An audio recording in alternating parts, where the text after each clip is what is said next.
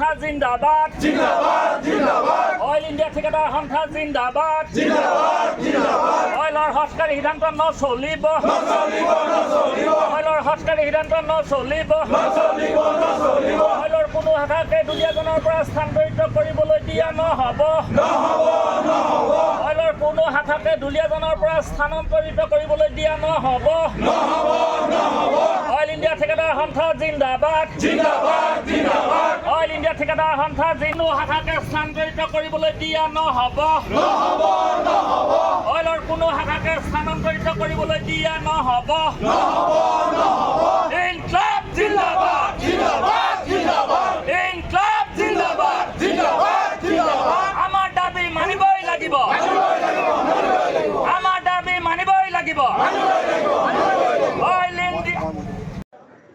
আমি অৱগত হৈছোঁ যে অইল ইণ্ডিয়াৰ বিভিন্ন গুৰুত্বপূৰ্ণ বিভাগসমূহ যেনে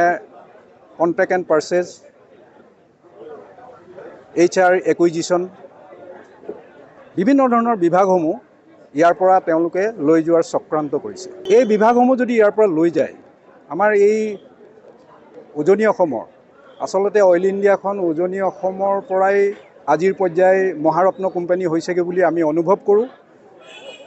আৰু ইয়াৰ পৰা আমি আচলতে অইল ইণ্ডিয়াৰ পৰাই জীৱন জীৱিকা আমি নিৰ্বাহ কৰি আছোঁ। আমাৰ 1200 কণ্ট্ৰেক্টৰ আছে 1200 কণ্ট্ৰেক্টৰৰ লগতে তেওঁলোকৰ পৰিয়াল আৰু লগতে আমাৰ যিসকল আমাৰ সহযোগী আমাৰ কৰ্মচাৰী আছে তেখেতসকলৰো পৰিয়াল আছে। কিন্তু এই বিভাগসমূহ যদি ইয়াৰ পৰা আঁতৰি গুচি যায় তেতিয়াহ'লে আমাৰ গোটেই